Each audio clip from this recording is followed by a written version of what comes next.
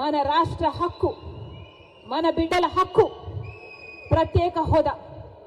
ఈరోజు ఎంతమంది విలువనిస్తున్నారు ప్రత్యేక హోదా గురించి? ఎంతమంది పట్టించుకుంటున్నారు ప్రత్యేక హోదా గురించి? అసలు ప్రత్యేక హోదా మన రాష్ట్రానికి వచ్చునుంటే ఈ పాటికి ఎక్కడుండును మన రాష్ట్రం? 15 లక్షల కోట్ల రూపాయలు విలువ చేసే ప్రత్యేక హోదా వచ్చుంటే మన పోలవరం మనం కట్టుకోలేమా? మన రాజధాని మనం కట్టుకోలేమా? ఎంత మేలు జరిగింది మన బిడ్డలకు. ఏ రాష్ట్రానికన్నా మన రాష్ట్రం ఎందుకు తక్కువ ఉండాలి? బాధ లేదా? ప్రత్యేక హోదా వచ్చునుంటే మన రాష్ట్రం ఎక్కడో ఉండుండే. రాజశేఖర రెడ్డి గారు మన రాష్ట్రం గురించి, మన రాష్ట్ర ప్రజల గురించి ఎంత ఆలోచన చేశాడు. ఉందా ఈ నాయకులకు ఆలోచన? చంద్రబాబు గారికి ఉందా? పోనీ జగనన్న గారు రక్తం పచ్చుకుని పుట్టారు కదా, ఉందా జగనన్న గారికి ఆలోచన?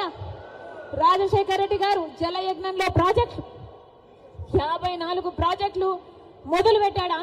ఆంధ్ర రాష్ట్రంలో 12 ప్రాజెక్టులు పూర్తి చేస్తే 42 ప్రాజెక్టులు ఇంకా అలాగే ఉంటే ఏమన్నాడు జగనన్న గారు?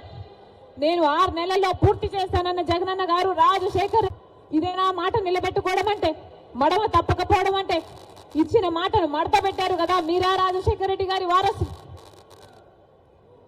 ఆలోచన చేయాలి. రాష్ట్ర ప్రజలందరూ కూడా ఆలోచన చేయాలి.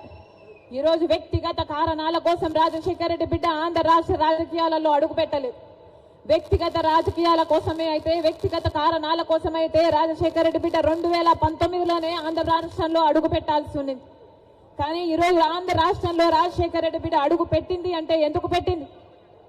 ఎందుకంటే ప్రత్యేక హోదా కోసం కనీసం పోరాడే వాళ్ళు కూడా లేకపోయారే అని. మనం పోరాడకపోతే ఆంధ్ర రాష్ట్రంలో ప్రత్యేక హోదా ఎప్పటికీ రాదు. కాబట్టి ప్రత్యేక హోదా ఇస్తానన్న ఏకైక వ్యక్తి రాహుల్ గాంధీ గారు. మొట్టమొదటి సంతకం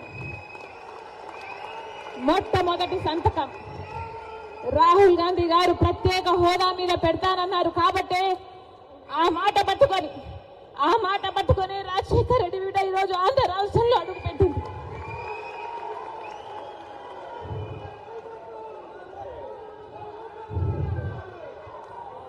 ప్రత్యేక హోదా లేకపోతే ఆంధ్ర రాష్ట్రానికి భవిష్యత్తే లేదు.